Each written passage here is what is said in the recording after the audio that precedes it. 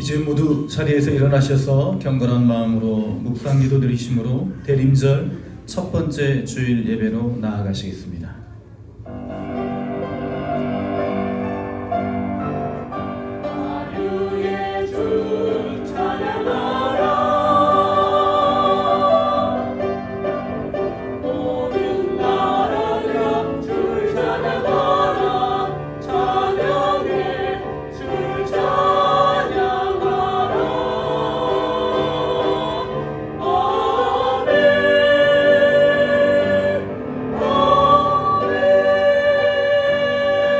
오직 여호와는 그 성전에 계시니 온 땅은 그 앞에서 잠잠할지니라. 하나님은 영이시니 예배하는 자가 영과 진리로 예배할지니라. 아멘.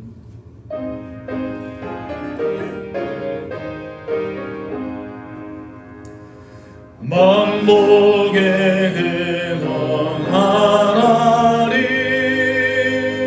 온 백성 찬송 드리고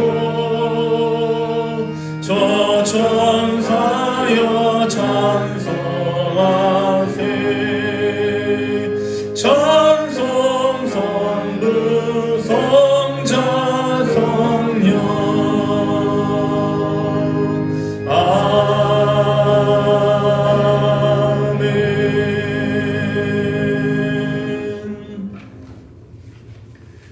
성문으로 나아가라 나아가라. 백성이 올 길을 닦으라.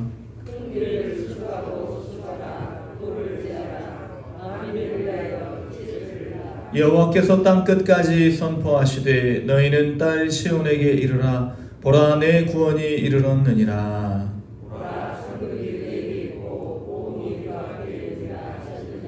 사람들이 너를 일컬어 거룩한 백성이라. 여호와께서 구속하신 자라 하겠고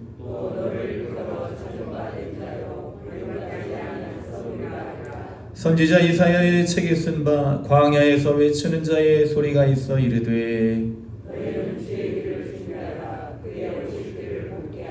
모든 골짜기가 메워지고 모든 산과 작은 산이 낮아지고 모든 육체가 하나님의 구원하심을 보리라 함과 같으니라. 아멘. 우리 이 시간 지난 시간을 되돌아보시면서 우리 주님께서 우리를 위하여 행하셨던 크고 놀라우신 일들을 인하여 감사하시고 주의 뜻대로 살지 못하였던 우리의 연약함, 우리의 부족함, 우리의 죄악됨을 인하여 참회의 기도로 나아가시겠습니다. 다 같이 감사와 참회의 기도를 묵상으로 올려드리십니다.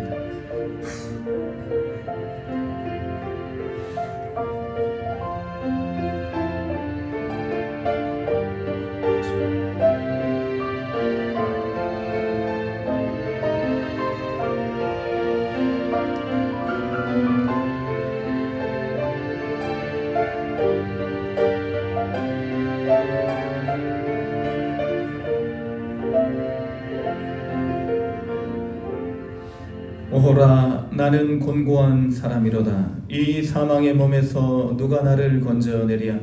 우리 주 예수 그리스도로 말미암아 하나님께 감사하리로다. 그런즉 내 자신이 마음으로는 하나님의 법을 육신으로는 죄의 법을 섬기노라. 그러므로 이제 그리스도 예수 안에 있는 자에게는 결코 정죄함이 없나니 이는 그리스도 예수 안에 있는 생명의 성령의 법이 죄와 사망의 법에서 너를 해방하였습니다. 아멘. 사도신경으로 우리의 신앙을 고백하십니다. 나는 전능하신 아버지 하나님 천지의 창조주를 믿습니다. 나는 그의 유일하신 아들 우리 주 예수 그리스도를 믿습니다. 그는 성령으로 잉태되어 동정녀 마리아에게서 나시고 본디오 빌라도에게 고난을 받아 십자가에 못 박혀 죽으시고 장사된 지 사흘 만에 죽은 자 가운데에서 다시 살아나셨으며 하늘에 오르시어 전능하신 아버지 하나님 우편에 앉아 계시다가 거기로부터 살아있는 자와 죽은 자를 심판하러 오십니다.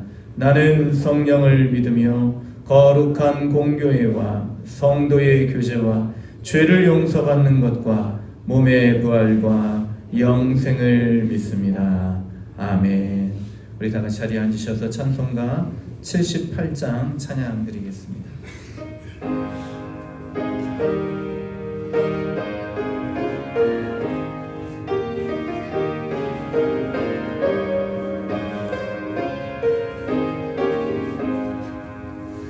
저 높고 푸른 하늘과 수없는 빛난 별들을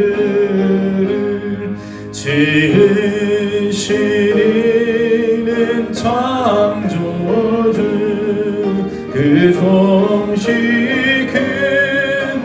크으셔라. 날마다 뜨는 저 태양 하나님 크신 권능 만 백성 모두 보나고 만방에 두루 비치네. 해지고 황혼 기뜰 때 동편에 달이 떠올라. 밤마다 귀한 소식을 이 땅에 두루 전하네.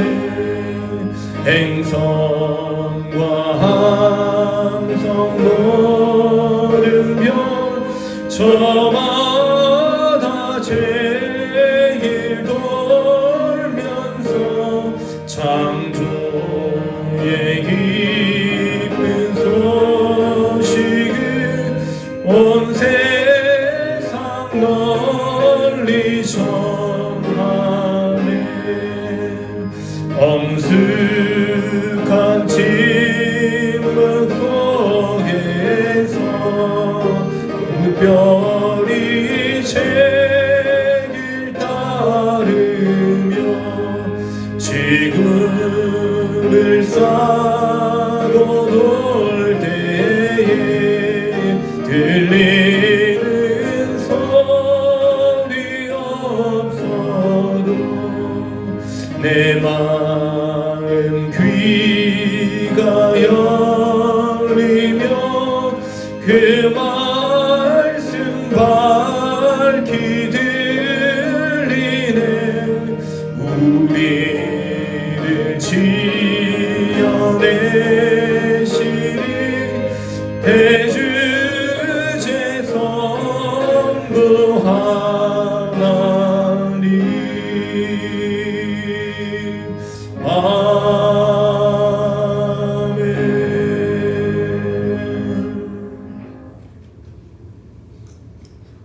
사랑과 은혜가 풍성하신 하나님 아버지, 이 시간도 우리의 삶의 기쁨이 되는 주일을 허락하심을 감사드립니다.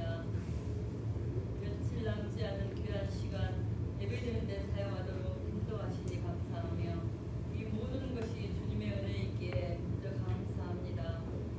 마음과 정성을 모아서 주님께 경배하오니 이것 우리 동문교회에 임재하여 주시고 모든 성도들의 영혼이 새로워지며 예배를 통하여 치유되게 하시고 회복되게 하여 주시옵소서. 주님을 만난 감사와 기쁨이 넘치는 은혜의 시간이 되기를 소원합니다. 한 해를 돌이켜 볼 때에 하나님의 은혜로 살았음을 고백합니다. 기쁨의 순간에도 슬픔의 순간에도 함께 하신 것 오직 하나님의 은혜였고 십자가의 능력으로 가능했습니다. 주님 이 시간에도 생명의 말씀으로 먹여주시고 우리의 마음을 열어주시사 찬양하며 성령 충만함을 더하여 주시기를 원합니다. 지난주 이후 초청주에 많은 사람들을 보내주심을 감사드립니다. 그들 한 사람 한 사람을 은혜의 손길로 만져주시며 능력의 손으로 붙잡아 주셔서 이것 우리 동문교회에 정착해 하사 강하고 담대한 믿음으로 허락하여 주셔서 영원한 구원의 방주에 들어갈 천국 백성들로 삼아 주시옵소서. 저희 교회를 사랑하신 주님, 성령 안에서 교회가 하나 되게 하시고 주께서 주신 사명과 직분을 따라 협력하여 잘 이루어가게 사랑을 전하며 섬기기를 원하지만 저희들 늘 부족합니다. 우리가 서 있는 이곳이 주님께서 우리를 보내신 자리임을 알게 하여 주셔서 각자의 삶의 터전에서 신실하고 거룩한 삶을 살게 하여 주시며 우리를 통해서 복음화되게 하시고 이 지역 사회의 믿음과 소망과 평안을 주는 귀한 교회 되게 하여 주시옵소서. 이 땅을 다스리는 하나님 아버지, 세계 모든 열방과 민족들에게 복음을 전하시는 우리 모든 선교사님들을 지켜주셔서 사명 잘 감당케 하여 주시길 간절히 기도합니다. 오늘도 세우신 우리 목사님 성령 충만함으로 베풀어 주셔서 주님의 말씀을 강하고 담대하게 선포하게 하시며 저희들의 삶에 새로운 힘을 얻어 주님의 사랑을 전하는 저희들 되게 하여 주시옵소서. 이 시간 찬양으로 주께 영광 돌리는 호산나 찬양을 기뻐 받으시고 오직 주님께만 영광 돌리는 귀한 찬양이 되게 하여 주시옵소서.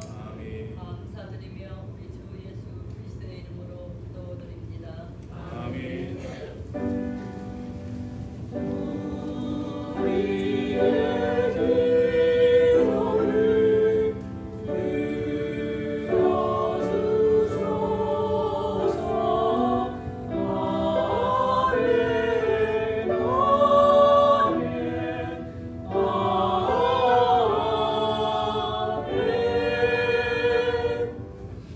거룩하고 복된 대림절 첫 번째 주일 우리에게 주시는 하나님의 말씀은 사도행전 8장 14절로 24절의 말씀입니다.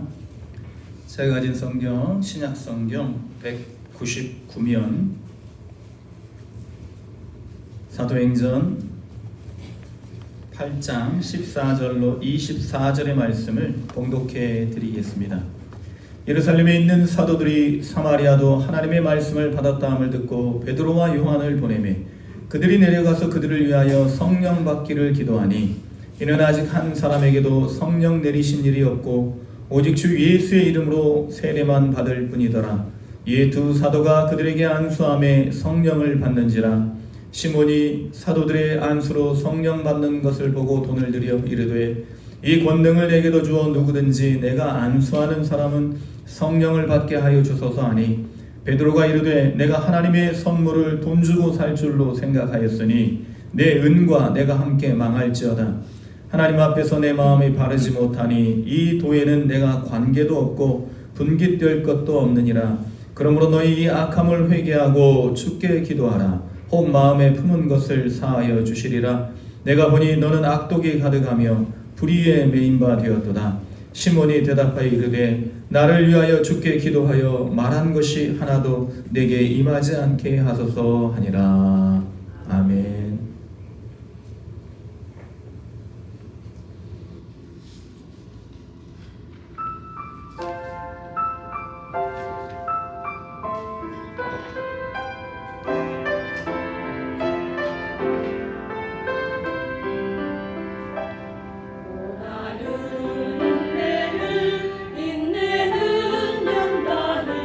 연단을 소망을 이루네.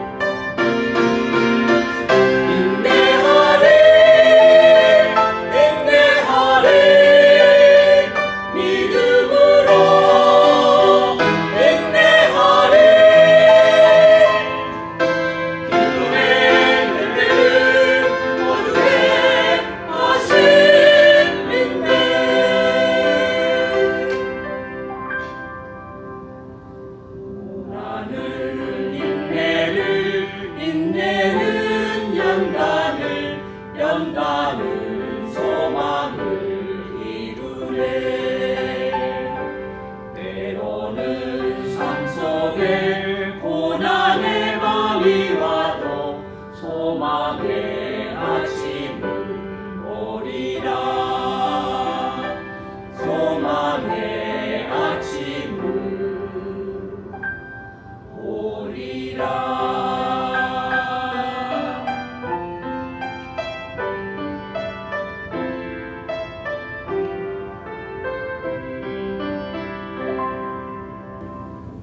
아멘.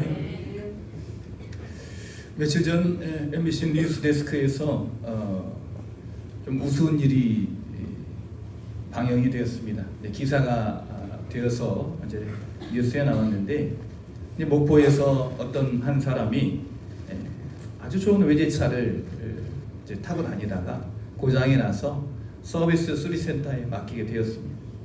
그런데 이제 기가 막힌 일이 생겼습니다. 맡겨놨는데 그 차를 도둑이 타고 간 거예요. 타고 가다가 이 고장난 차를 타고 가다가 얼마 못 가서 차가 멈추게 되었습니다.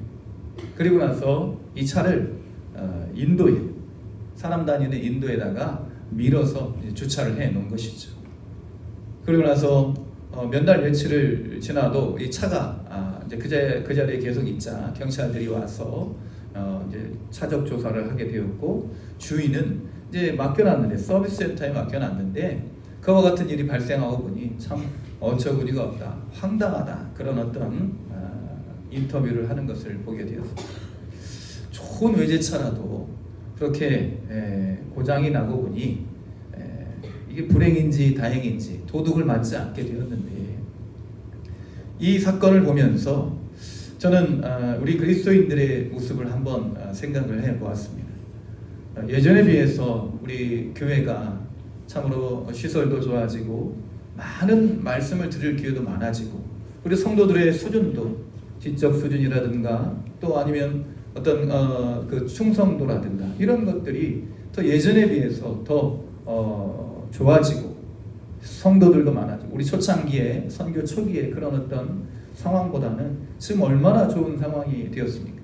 그럼에도 불구하고 우리는 혹시 그 고장난 외제차처럼 그렇게 겉은 화려하고 번들어하지만 이게 속에 고장이 나서 움직이지 못하는 그런 영적 상태는 아닌지, 오늘 대림절 첫 번째 주일을 우리가 맞이하면서 우리 주님께서 이 땅에 오시어서 우리를 새롭게, 참으로 아주 좋은 기능을 가진 인간으로 하나님께서 완전히 예수 그리스도의 그 보혈의 능력으로 새롭게 변화시켜 주셨는데, 과연 그 변화된 우리의 이러한 겉모습과는 달리 우리의 속사람은 얼마나 강건한지 한번 살펴보게 되었습니다.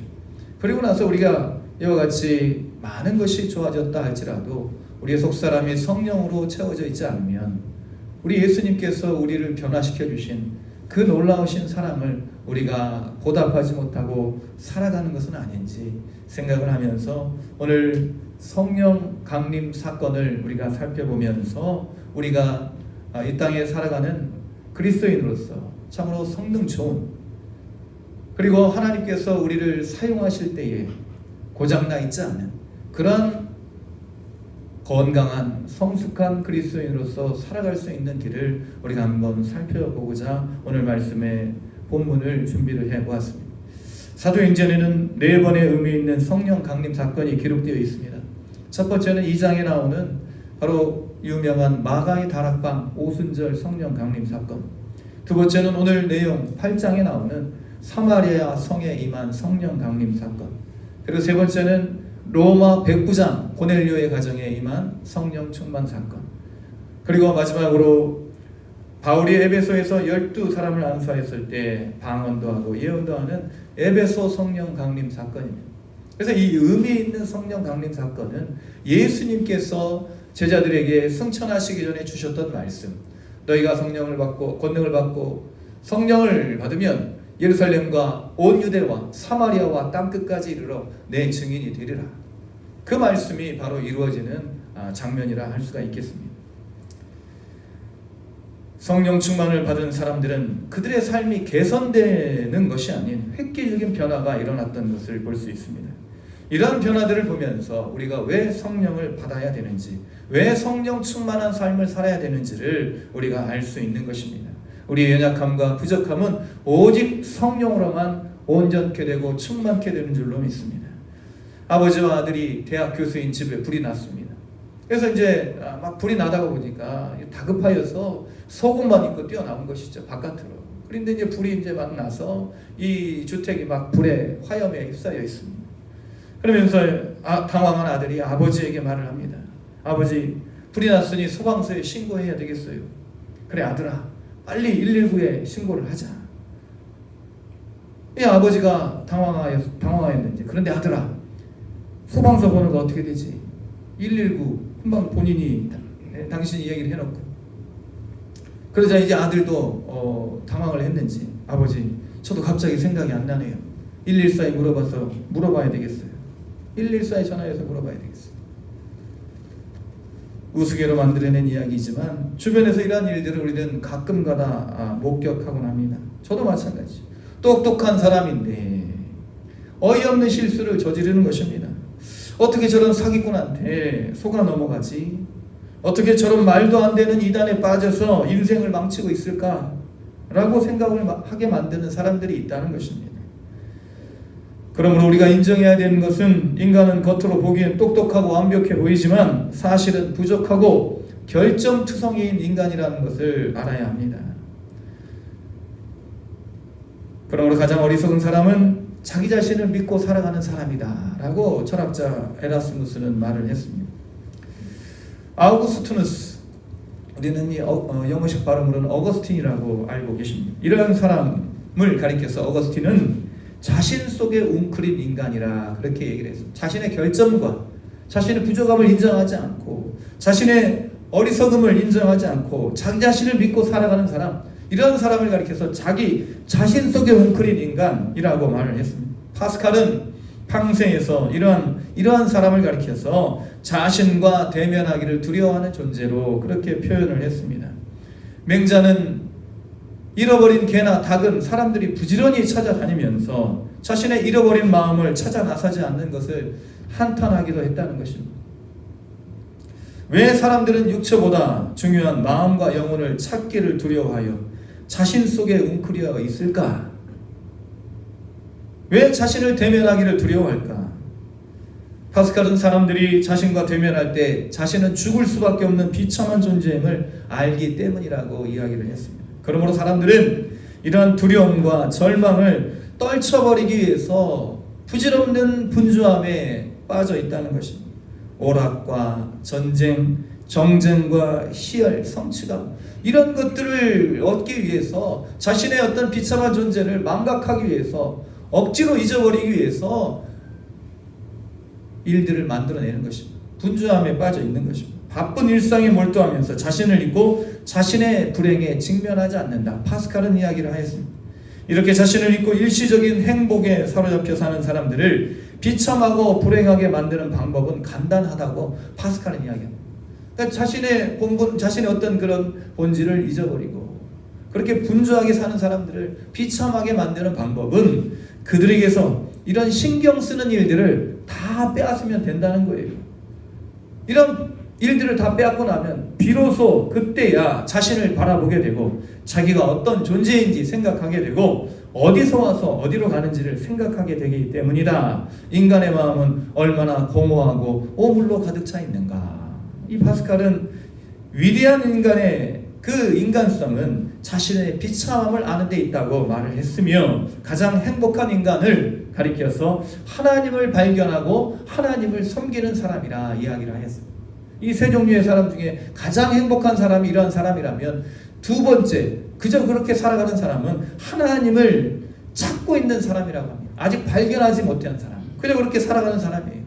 행복이 무엇인지 그렇게 알지는 못하지만 불행하지도 않는 그러한 사람, 어정쩡한 사람, 하나님을 찾고 있지만 아직 발견하지 못한 사람.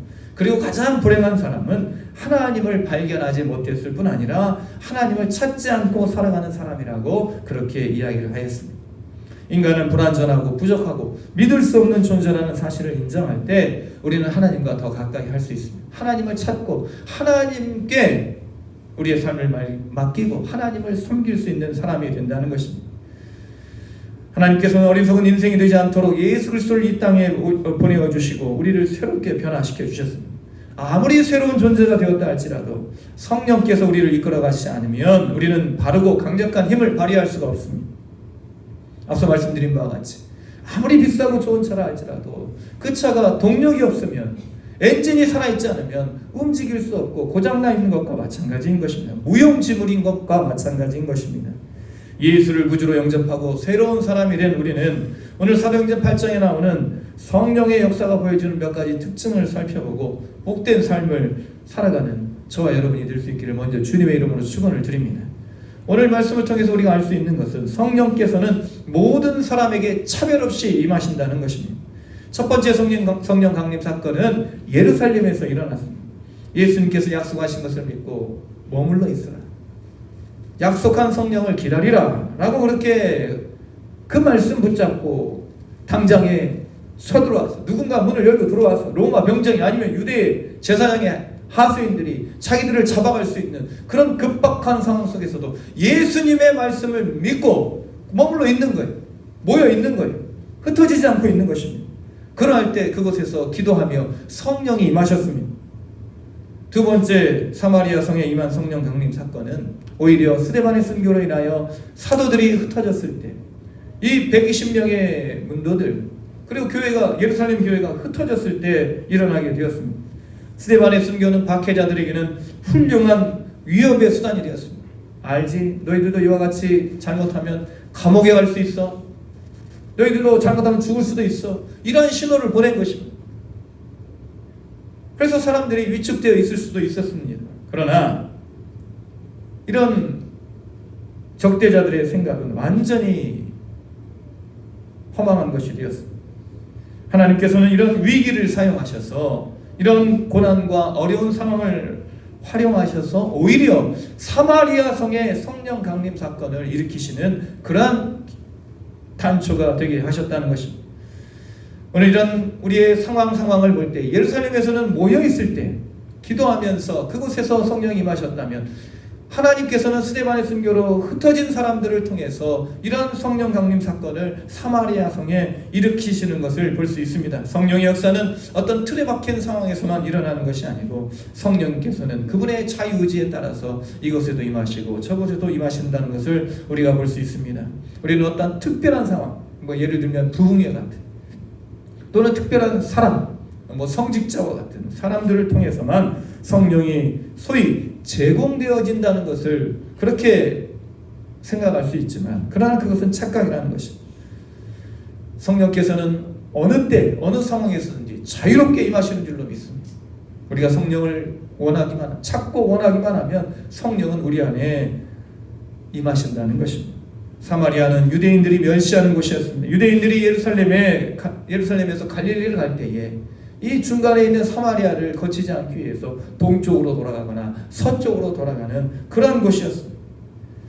사마리아가 원래 북이스라엘의 수도였지만 그러나 아수르에 점령당하고 아수르가 혼합정책을 사용함으로 인해서 종교도 혼합시키고 혈통도 혼합시켰기 때문에 이 유대인들에게 있어서는 이곳은 유대인의 아닌 이방인 지역과 같은 곳이었던 것입니다. 그래서 이 사마리아 사람들과 말도 섞지 않고 교류도 하지 않았는데 이곳에 성령이 임하셨습니다. 집사 빌립이 가서 복음을 전하자 한 마음으로 이 사마리아 성의 사람들이 따르게 됩니다. 많은 사람에게 붙었던 귀신이 떠나가고 많은 중풍병자와 못 걷는 사람이 낫게 됩니다. 이런 성령의 사건은 사람들을 고쳤지만 귀신에 의해서 아니면 질병으로 마비되어 있던 사람들을 자유롭게 하시는 성령의 사건을 나타내는 것입니다. 사마리아 성에 큰 기쁨이 임하게 됩니다. 이 소식을 듣고 베드로와 요한이 사마리아 성에 와서 성령 받기를 기도하니 성령이 임하게 되는 것입니다. 성령은 소위 탁월한 베드로와 요한과 같은 사람들을 통해서도 나타나지만 평범한 집사 빌립을 통해서도 그 성령 강림 사건의 역사가 나타나게 되는 것입니다. 성령의 역사는 비범한 상황에서만, 비범한 사람에 의해서만 나타나는 것이 아닙니다. 성령의 역사는 택하신 선민인 유대인에게만 나타나는 것이 아니라는 거예요. 세상은 비범함과 탁월함을 추구하게 되어 있습니다. 그러나 성경이 말하는 탁월함은 다른 무엇보다도 하나님을 영화롭게 하고 이웃을 사랑하는 것으로 나타나야 되는 것입니다. 나 자신에게 웅크리고 있거나 나 자신만을 점유하거나 이런 삶을 살아가는 것이 아니라 공유하고 다른 사람들과 함께 어울리는 공동체의 삶 속에서 평범한 이러한 삶 속에서 성령 충만의 역사가 나타난다는 것입니다. 하나님의 기준에 따른 탁월함은 사랑과 희락과 화평과 오래 참음과 자비와 양선과 충성과 온유와 절제, 이러한 성령의 열매라는 것입니다. 우리는 비범함과 혁신을 추구하며 눈에 보이는 눈부신 성과만을 집착하다가 진정, 자칫 평범한 성령의 열매, 그러나 비범한 탁월한 이 열매를 우리가 맺지 못하게 될 수가 있다는 것입니다. 오늘 사마리아 성에 임한 성령께서는 우리에게 이러한 것을 보여주고 계십니다. 모든 사람에게 평등한 분이 바로 하나님이시고 예수 그리스도이시고 성령이시고, 성령 충만은 모든 사람에게 차별 없이 임한다는 사실, 우리가 이런 성령의 특징을 살펴보면서 성령은 모든 평범한 사람들의 영이라는 것을 알 수가 있습니다. 두 번째, 사마리아 성에 임하신 성령님은 사도들이 안수할 때 임하셨다는 것입니다. 빌립 집사는 충분히 자신의 힘을 나타냈습니다. 빌립 집사가 복음을 전하자 귀신이 떠나가고 중풍병자가 낫고 못 걷는 자가 걷게 됩니다. 전도를 통해 이러한 일들이 나타났을 때 빌립 집사는 마치 자기가 자신의 능력으로 행한 것처럼 착각하게 되었다면, 교만해졌다면 아마도 자신이 안수까지 하려고 했을 것입니다. 아, 나를 보아라, 내가 이런 사람이다 하고 나를 따르라 하고 자기에게 모든 영광을 돌렸을 수도 있습니다. 그러나 빌립 집사는 그렇게 하지 않았습니다. 자신의 위치를 알고 있었기 때문인 것이지요. 이 모든 것이 다 하나님의 능력으로, 하나님의 은혜로 된 것임을 인정했기 때문에 우쭐하거나 자랑할 필요가 없었던 거예요. 하나님께서 십자가를 통해서 우리를 구원해 주신 사건은 누구든지 자랑하지 못하게 하시려는 그러한 분명한 목적이 있었습니다. 우리는 우리의 능력으로 구원받은 것이 아닙니다. 우리는 모든 것을 다 행한 후에 모든 것이 다 하나님의 은혜입니다 라고 고백할 수 있어야 됩니다. 나는 도구일 뿐이요, 나는 청지기에 불과합니다, 나는 무익한 종입니다, 나는 하여야 할 일을 한 것뿐입니다. 이런 고백이 우리에게 있어야 될 줄로 믿습니다. 이것이 바로 질서의 하나님을 따르는 바른 신앙인의 모습이라는 것이지요. 빌립 집사를 통해서 하나님께서는 하실 일이 있었습니다. 그 하신 일을 이루어 주셨습니다. 그리고 사도들을 통해서 하나님께서 하시고자 하시는 일들이 있었다는 것입니다. 왜 사마리아 사람들은 믿고 세례까지 받았는데 굳이 하나님께서는 사도들의 안수 기도를 통해서 성령이 임하게 하셨을까? 왜 이런 사건을 통해서 하나님의 질서의 하나님이시라는 사건, 하나님의 질서의 하나님이시라는 분과 그리고 하나님께서 얼마나 인격적인 분인가를 알 수 있습니다. 사마리아 사람들은요, 유대인들에게는 앞서 말씀드린 바와 같이 멸시와 차별의 대상이었습니다.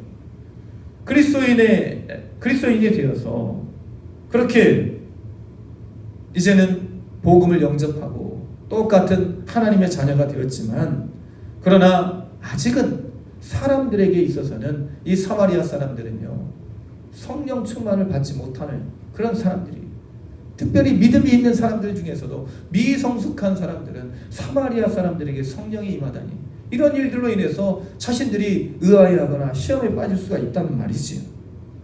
그러나 이렇게 사람들이 인정하지 않을 것을 하나님께서는 염두에 두시고 사도들을 통해서 안수하게 하시는 것입니다. 예수님도요, 나병 환자를 고쳐주셨을 때 제사장에게 가서 내 몸을 먼저 보여라 말씀하십니다. 왜 그러셨을까요? 바로 이런 제사장이 그 당시에는 율법에 의해서 이 나병 환자의 병을 온전히 치유받았다고 선포하게 될 때, 제사장이 선포하게 될 때에 이 사람이 온전케 사회적인 활동을 할 수 있는 그런 회복을 얻기 때문인 것입니다. 완치 판정을 제사장이 내리기 때문에 제사장에게 가서 보이라는 것입니다. 이미 다 고쳐져 있지만 예수님께서는 그 시대의 사회의 질서, 율법을 지키시고자 이러한 명령을 하셨던 것입니다. 사마리아의 사도들이 가서, 베드로와 요한이 가서 안수하여 기도할 때 성령이 임하셨다고 하면 더 이상의 증거나 논쟁이 필요 없게 되는 거예요. 베드로와 요한이 증거자고 목격자이기 때문에 이제는 그 사람들에게도 성령이 임하셨구나 라고 확실히 인정하게 되는 것입니다. 이것이 바로 하나님께서 사도들을 통해 안수하신 목적입니다. 하나님은 질서의 하나님, 인격적이신 분이라는 사실을 오늘 이러한 사건들을 통해서 우리가 알 수 있게 되는 것입니다. 신호등이 각자의 색깔로 교통 질서를 유지하듯이 교회와 세상은 각자의 역할이 있습니다. 그러나 역할이 아닌 주의가 우선이 될 때 질서는 깨지게 된다는 것입니다. 신호등 앞에서, 특별히 빨간불 앞에서 작은 차, 경차나 큰 차, 트럭이나 모두 똑같이 서야 되는 것입니다. 큰 차이기 때문에, 아니면 어떤 유력한 사람이 타고 있기 때문에 무사 통과해서는 안 되는 것입니다. 빨간불은 모두에게 동일하게 적용이 됩니다. 파란불도 모두에게 적용이 돼야 되는 것입니다. 그러나 이런 질서를 깨트리는 것, 바로 특혜나 예외, 이러한 것이 많을수록 사회나 교회의 질서가 깨지게 되는 것입니다. 혼돈이 오게 되는 것이지. 하나님께서는 각자에게 역할을 주셨습니다. 목회자에게는 목회자의 역할을 주셨고, 우리 모든 성도님들에게는 모든 그 각자의 위치에서 각자가 행할 수 있는 질서를 주셨다는 것입니다. 여기에는 계급도 없고 지위도 없습니다. 그러나 하나님께서는 사마리아에 성령을 주시기 위하여서 사도들을 사용하셨습니다. 사마리아 성의 사람들이 불필요한 오해에 빠지지 않도록 그렇게 조치를 하셨다는 것입니다. 우리는 이러한 성령님, 이러한 하나님을 인격적이신 분으로 섬겨야 될 줄로 믿습니다. 성령 충만한 사람들은 그러므로 인격적인 사람들입니다. 성령 충만을 받으면 인격적이게 되는 거예요. 인격적인 사람들은 어떠한 사람입니까? 인격적인 사람들은 사람들에게 인정받으려고 애쓰는 사람들이 아니라 존경받기를 힘쓰는 사람들입니다. 인정은요, 누구에게 받습니까? 우리 그리스도인들은, 인격적인 그리스도인들, 성령 충만한 사람들은요, 오직 인정받는 분 한 분 계십니다. 우리는 하나님께만 인정받는 사람이 되어야 될 줄로 믿습니다. 그리고 존경은 사람들에게 받는 것이죠. 그런데 이게 뒤바뀌어 있으면요, 이게 엉망진창이 되는 거예요. 사람들에게는 인정받으려고 하지만 하나님께 인정받는 것은 우리가 하찮은 것으로 여깁니다. 사람들에게 존경받으려고 하지 않고 오직 인정받으려고 하기 때문에 이런 일들로 인해서 성령이 근심하게 되고 우리의 빛이 어두워지게 되는 것입니다. 성령 충만함 받은 사람들, 인격적인 사람들에게는 존경받으시고 하나님께는 인정받으실 수 있는 귀한 저와 여러분이 될 수 있기를 주님의 이름으로 축원을 드립니다. 세 번째로 우리가 오늘 이 본문을 통해서 알 수 있는 것은 성령은 소유물이 아니라는 것이죠. 오늘 여기 보니까 17절 이하, 이 두 사도가 그들에게 안수함에 성령을 받는지라. 시몬이 사도들의 안수로 성령 받는 것을 보고 돈을 들여. 시몬이 누구입니까? 9절 말씀에 보니까 그 성에 시몬이라는 사람이 전부터 있어 마술을 행하여 사마리아 백성을 놀라게 하며 자칭 큰 자라 하니. 이 사람들을 놀라게 했다는 거예요. 그러니까 어떤 경외감을 갖게 한 것이 아니라 두려움을 갖게 했다는 거예요. 놀라다. 엑시스테미. 이제 헬라어로는 엑시스템이라는 말을 쓰고 있습니다. 이 말은, 이 뜻은 뭐냐면 사람들의 이성을 혼미케 한다. 이 점쟁이들이나 마술사 하는 일들이 그런 거예요. 혼미케 하는 거예요. 사람들의 마음 홀리는 것이죠. 그래서 판단 능력을 완전히 상실하게 하는, 어리둥절하게 하는 것이죠. 이단들이 사이비가 하는 짓이 그거예요. 어떻게 하면 저렇게 빠져가지고 저렇게 허무맹랑한 이야기를 믿고 있을까? 그 사람들이 성령이 없기 때문에 이 성령께서 그러한 어떤 홀림을 막아주시고 이기게 하셔야 되는데, 사람들의 마음이 어리석다는 것을 인정하고 성령님을 모셔야 되는데 이제 자기에게 웅크리고 있다 보니까 보지를 못하는 거예요. 동굴벽에 등 돌리고 앉아서 세상을 보지 못하는 것입니다. 판단력과 이성을 잃게 만들었다는 것, 백성을 놀라게 하며, 그 뜻이 바로 그런 내용입니다. 그래서 이 고린도후서의 11장 13절 14절 거짓 영들도, 거짓 선지자들도 적그리스도들도 이런 일들을 한다는 거예요. 저런 사람들은 거짓 사도요 교율의 여건이니 자기를 그리스도의 사도로 가장하는 자들이니라. 이것이 이상한 일이 아니라 사단도 자기를 광명의 천사로 가장하는 사단. 그러므로 우리는 늘 깨어 기도하며 성령의 도우심을 통해 세상을 분별하고 통찰력을 가지고 이 혼란한 세상 속에서 바른 길을 찾을 수 있도록 우리가 늘 기도하고 그런 진리의 길로만 행해야 될 줄로 믿습니다. 마술사 시몬을 통해 알 수 있는 것은 사람들이 얼마든지 속아 넘어갈 수 있다는 것입니다.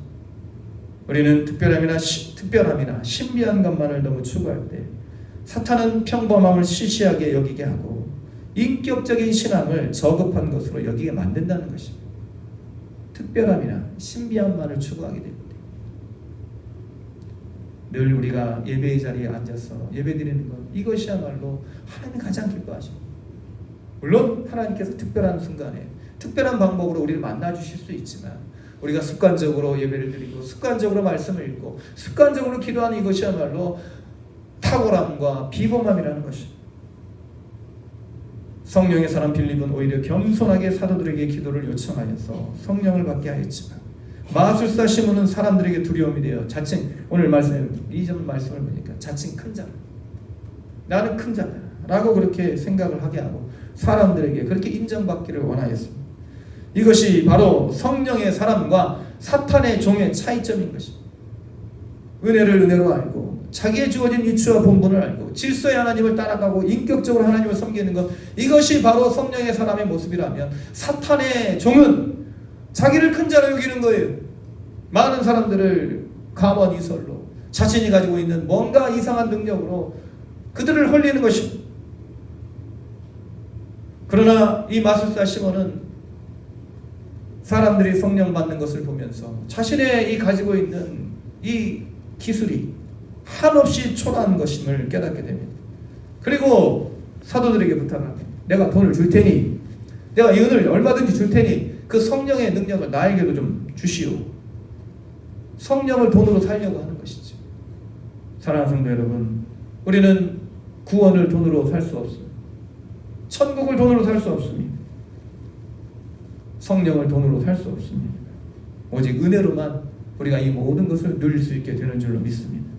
그래서 이 시몬이 성령을 돈으로 살려고 했던 것을 이제 기원으로 해서 성직 매매를 가리켜서 시모니즘이라고 합니다. 시모니즘. 베드로가 말을 합니다. 내가 하나님의 선물을 돈 주고 살 줄로 생각하였으니 내 은과 내가 함께 망할지어다. 지금도 세상에는 돈이면 모든 것이 다 가능하다 생각하는 사람들이 많이 있습니다.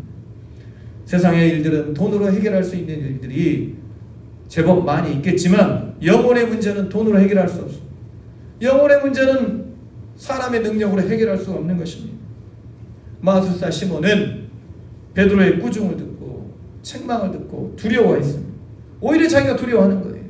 복음은 이런 능력이 있습니다.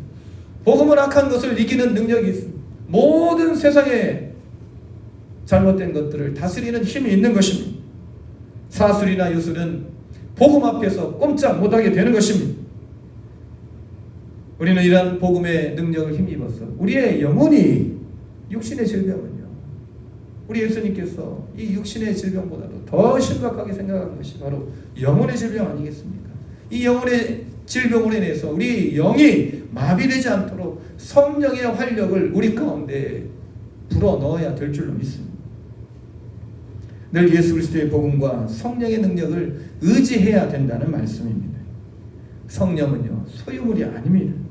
그러므로 성령을 소유물로 여기는 사람이 있다면, 구원이 자신의 소유물이라고 여기는 사람이 있다면, 세상의 모든 것을 자기의 소유물로 여기는 사람이 있다면, 이런 사람은 바로 자신 속에 웅크린 사람, 마비되어 있는 사람, 자신의 오만과 교만에 빠져서 헤어나오지 못하는 사람이라는 것입니다. 말씀을 정리하고자 합니다. 오늘 사마리아 성에 성령께서는 임하셨습니다. 이런 사건을 통해서 우리는 성령은 모든 사람에게 차별 없이 임하시는 분이시라는 사실을 알게 됩니다. 하나님이 그러하시고 예수 그리스도가 그러하십니다. 성령님은요, 인격적인 질서의 영이신 것을 우리가 알 수가 있습니다. 성령의 사람들은요, 인격적인 사람이에요. 방언도 하고 예언도 하고 신유의 그런 은사를 성령께서 우리에게 선물로 주시기도 하지만, 이것보다 더 충만한 성령의 증거는 바로 인격적인 신앙인이 되어 간다는 것입니다. 하나님 만드신 질서를 순응하며 살아간다는 것입니다. 마지막으로 성령은 소유물이 아닙니다. 세상의 모든 것이 다 소유물이 아닙니다. 다 내 것이라고 생각하는 사람, 그런 사람은요, 성령도 소유물로 여기는 것이죠. 우리가 성령을 소유물로 여기지 않고 세상의 모든 것들을 하나님께서 잠시 나에게 맡겨주신 것이라 그렇게 인정하게 될 때 우리는 성령 충만한 사람으로 살아가게 될 줄로 믿습니다.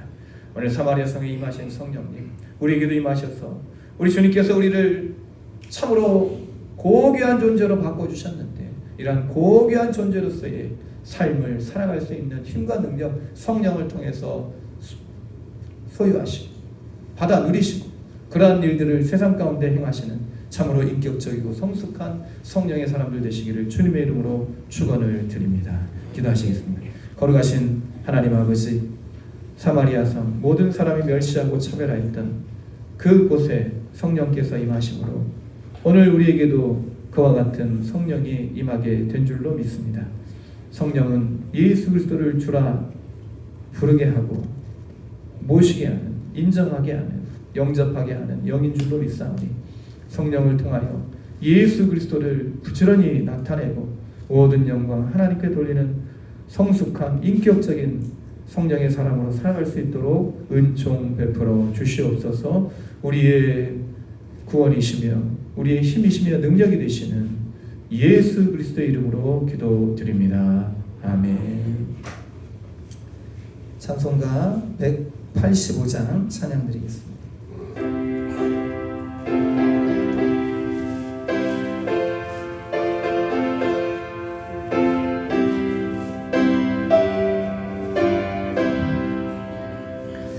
이 기쁜 소식을 온 세상 전하세.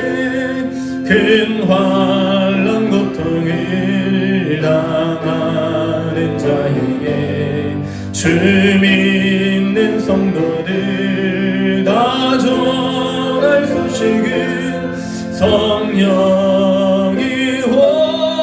오셨네. 성령이 오셨네. 내 주님 보내신 성령이 오셨네. 이 기쁜 소식을 온 세상 전하세. 성령이 오셨네. 마왕의 왕께서 저 사로 잡힌 자 다 구원하시고 잠자유 주셨네. 승리의 노래가 온 성에 들리니 성령이 오셨네. 성령이 오셨네. 성령이 오셨네. 내 주님 보내신 성령이 오셨네. 이 기쁜 소식을 온 세상 전하세. 성령이 오셨네. 한없는 사랑과 그 크신 은혜를 늘 의심하면서 안 믿는 자에게 내 작은 입으로 곧 증언하리니 성령이 오셨네. 성령이 오셨네. 성령이 오셨네. 내 주님 성령이 오셨네. 이 기쁜 소식을 온 세상 전하세. 성령이 오셨네. 만왕의 왕께서 저 사로잡힌 자 다 구원하시고 참 자유 주셨네. 우리 주님께서 우리에게 자유를 주셨건만 우리는 여전히 그 어떤 것에 매여 마비되어 있지는 않은지 우리 자신을 다시 한번 살펴보며 우리에게 성령께서 임하여 주실 때에 우리 주님 주신 자유를 우리가 누리면서 이 땅에서 참으로 복된 삶을 살아가게 될 줄로 믿사오니 성령님 우리를 불쌍히 여기시사 간구하는 심령 가운데 임재해 주시고 충만하게 역사하여 우리의 삶을 이끌어 주시옵소서. 주님께서 우리를 위하여 보내주신 성령의 놀라우신 사랑과 은총을 생각하며 감사하고 주 앞에 우리의 예배와 예물, 우리의 마음의 정성을 올려드립니다. 주님께서 우리의 모든 것에 전부가 되심을 인정하며 구별하여 드리는 예물, 주의 전을 위하여 드리는 예물, 또 하나님께 습관적으로 드려지는 예물을 주님 받아 흠양하여 주시고 특별히 살아계시서 역사하신 하나님께 감사하며 주님의 은혜에 감사를 드리며 주님의 그 크신 사랑을 감사를 드리고 모든 감사의 조건을 주 앞에 올려드리는 사랑하는 주의 백성들의 이 감사의 고백을 주님 받아주시고 하나님께서 모든 아이들에게 주셨던 지혜와 총명, 사람들에게 인정받고 하나님께 사랑받는 그런 놀라운 은총을 베풀어 주시옵소서. 지켜주심에 감사하고 범사에 감사하는 이러한 귀한 예물들 주님 받아 흠양하여 주시옵소서. 주님께서 이 감사 위에 감사를 더하여 주시고 은혜 위에 은혜를 더하여 주시며 하나님 성령 충만함을 우리 모두에게 허락하여 주시기를 간절히 구하며 우리 모든 삶의 주관자 되시는 예수님의 이름으로 기도드립니다. 아멘. 교회 소식 말씀드리겠습니다. 주보 뒷면을 참조해 주시기 바랍니다. 초청되어 오신 분들이 아니고 계속 이제 지난주 초청의 그 감동이 아직까지 지금 제가 가시지가 않아가지고 일본에 또 이와 같이 글귀를 올려놨습니다. 감안하여서 받아주시면 감사하겠습니다. 일부 예배 후에 2024년도를 위한 공동회가 이 자리에서 있게 됩니다. 신방 신청해 주시면 감사하겠습니다. 온라인 예배 네이버 밴드에서 참조해 주시고 한정은 구원을 위해 기도하시고 전도에 힘쓰는 우리 모두가 되기를 원합니다. 12월 예비위원들께서는 중과 게시판을 참조하시고 기도로 준비해 주시기를 바랍니다. 우리 참 이렇게 늘 이제 매주 뵈서 이제 반갑기도 하지만 우리 특별히 우리 정선자 집사님 몇 년 동안 그 큰 수술을 하시고 이렇게 늘 사모하는 마음이 있으셨어요. 그냥 그 마음이 제가 다 보이더라고요.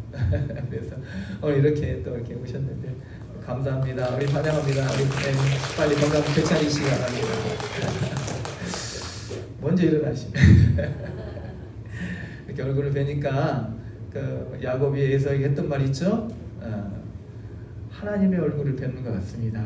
그 말이 생각이 납니다. 우리 옆에 계신 분들, 앞뒤에 계신 분들 바라보시면서 우리 한번 인사 나누겠습니다. 하나님 당신을 사랑하십니다. 사랑하십니다. 사랑하십니다. 사랑하십니다. 사랑하십니다.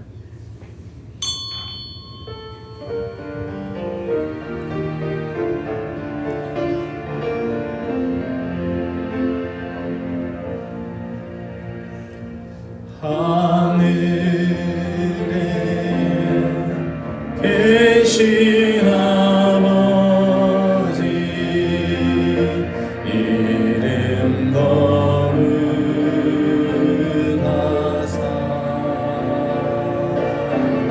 주님 나라 임하시고 뜻이 이루어지리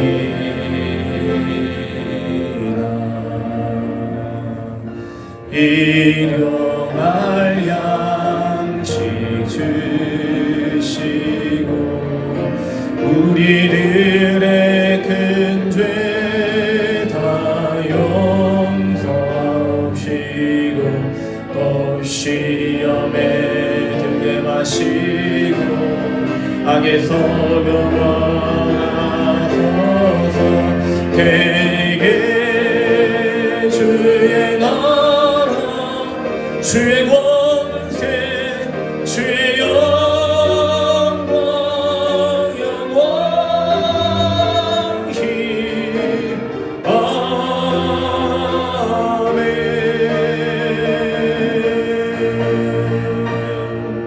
아멘.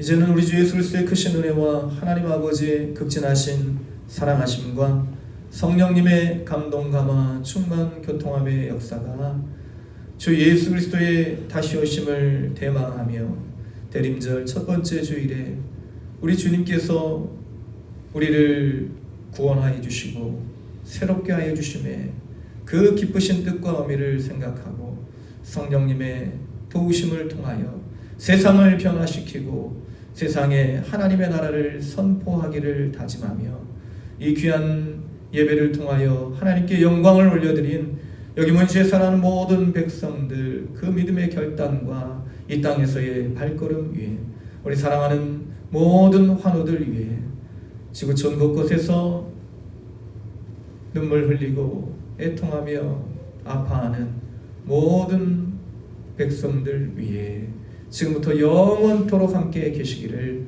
간절히 축원하옵나이다. 아멘.